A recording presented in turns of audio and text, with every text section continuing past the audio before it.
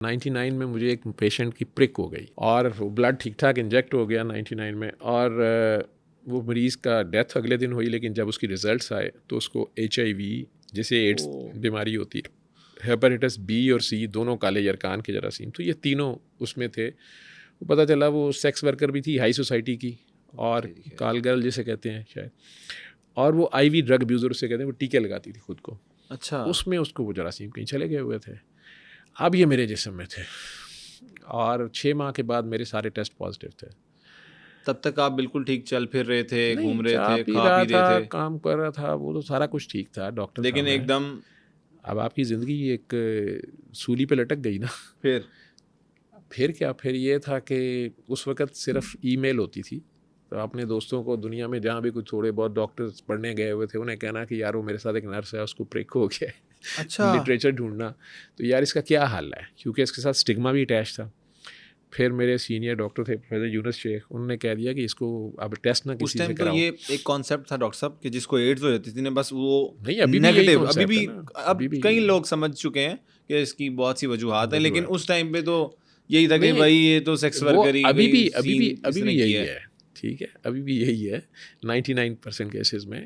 तो वो सारा स्टिग्मा भी अटैच था, सारा था। शादी हुई भी थी, बेगम साहबा थी, बच्चे थे 2, ये भी तीसरी एक बेगम प्रेग्नेंट खौफ। थी। वो मैंने 3 हॉस्पिटल्स में नौकरी शुरू कर दी और घर बता दिया कि मैं ट्रेनिंग कर रहा हूँ।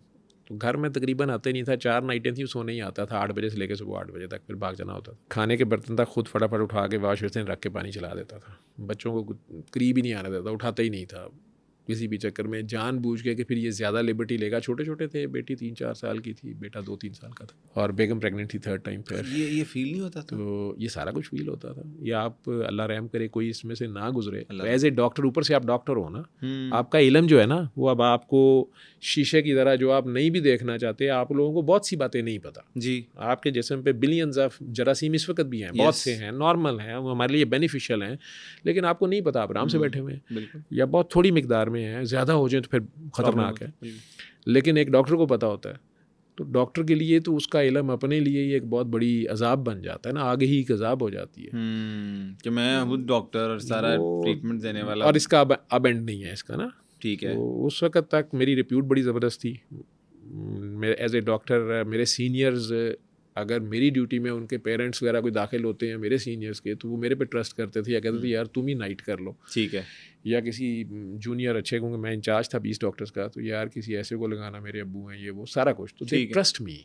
तो फिर क्या होता है डॉक्टर साहब, बच्चे करीब नहीं आने देते? नहीं, बस वो मैं ज़िंदगी ऐसे ही मैंने तो एक्सेप्ट कर लिया था। पीरों के पास भी गया, होम्योपैथियों के पास भी गया, बाबों के पास भी गया, मेरा किसी से हल नहीं हुआ। डॉक्टर साहब ये फैलता किस किस तरह से है? लाइक अगर आपके मतलब बर्तन से कोई खाना खा ले उससे भी फैल सकता है? सी वायरस, अगर मेरे मुंह में ज़ख़म है, हाँ। अब ब्लड है थोड़ा सा लगा हुआ, मैंने इस कप को उठाया, इसी में पानी पिया, इसमें चाय छोड़ दी, किसी और ने उठा लिया, वो ब्लड ज़्यादा मिकदार में है, मेरे दांतों से आ रहा था, कुछ आ रहा था, मिक्स हो गया, तो सी वायरस जा सकता है। ठीक है, ठीक है। बॉडी स्क्रीशंस जो हैं, बी वायरस जा सकता है, वो तो इवन सीमन से भी ट्रांसफ़र होता है, HIV भी ट्रांसफ़र होता है। ठीक है। थूक में से HIV नहीं जाता, इसलिए किसिंग, मैं नहीं कहता किसिंग शुरू कर दो, लेकिन लेडी डियाना इसलिए बच्चों को उठा के एड्स के बच्चों को किस विस करती थी, स्टिग्मा तोड़ने के लिए, या दिखाती थी, अल्लाह उन्हें नसीब करे कि भाई कुछ नहीं होता, या इनसे नफरत ना करो, या बच्चे का तो कसूर नहीं है ना, अगर कोई ऐसे पेरेंट्स से बच्चा पैदा हो गया तो उसका क्या कसूर है। 20 किलो वेट मैं लूज़ कर चुका था उन 2 सालों में, और हर जगह से मुझे जवाब था। मैं तकरीबन हर तीसरे चौथे महीने किसी न किसी नाम से, कभी आगा खान से, कभी शौकत खानम से लैब कराता था कि शायद नेगेटिव हो गया हो। ये बातें, तस्बियाँ, होम्योपैथी, हिकमत, डॉक्टरी, सभी कुछ चल रहा था। तब वो काकी जी ने बाबा जी का जिक्र किया, मैं सख्त एंटी बाबा था, तो बाबा जी को मैं लिफ्ट नहीं कराई है, उसे डांट दिया कि बेटा आप किन चक्रों में पड़ गए हो।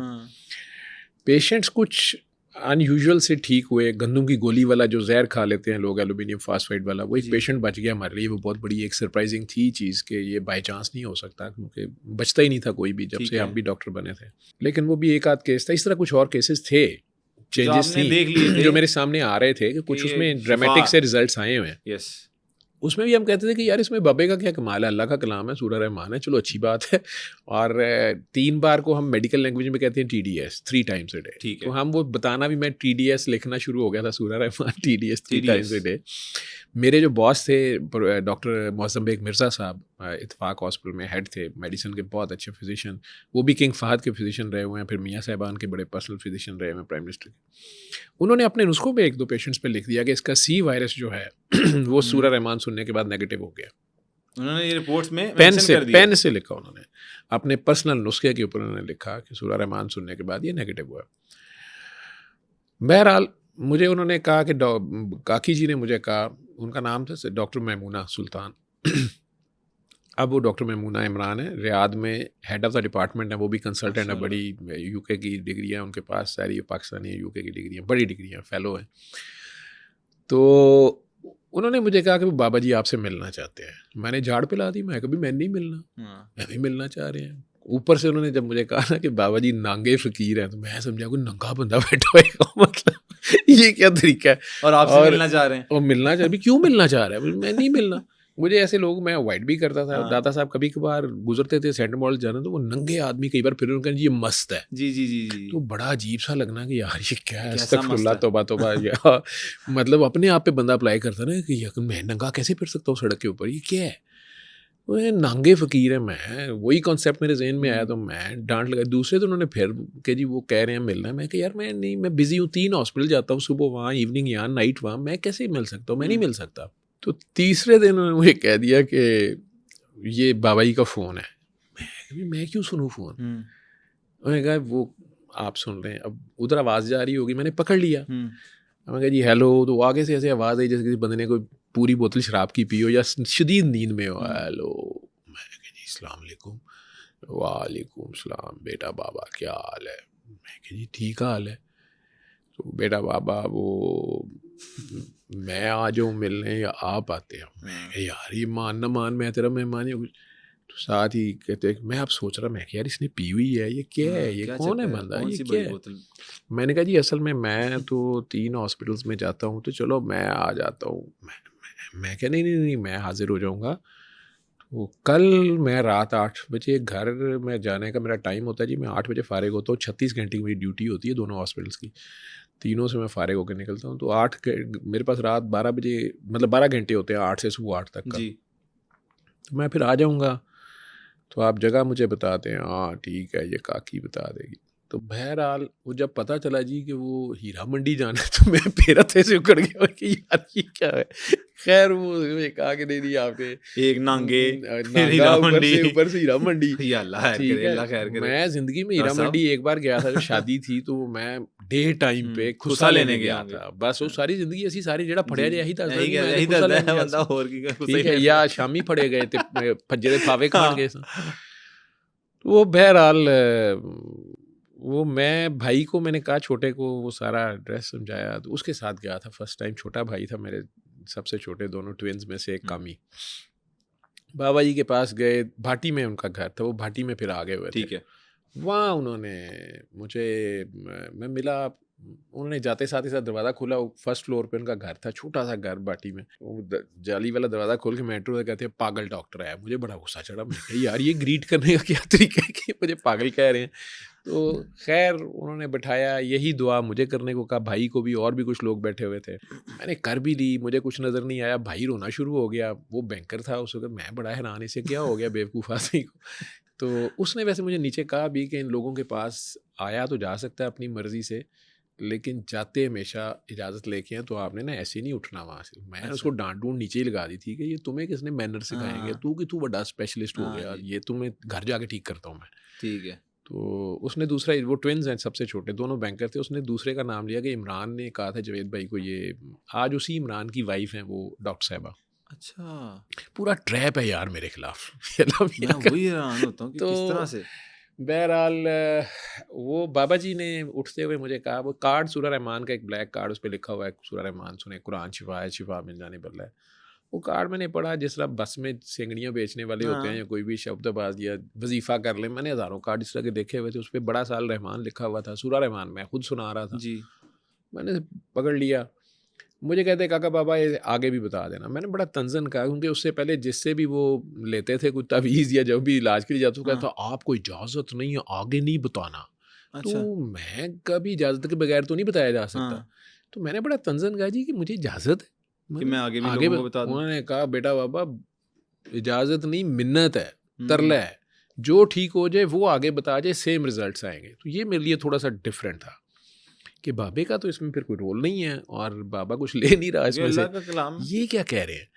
तो उसी देर में वो हंस के कहते हैं, और पागल, ये जो तू 10 साल से दुआ मांग रहा है ये उसका जवाब है।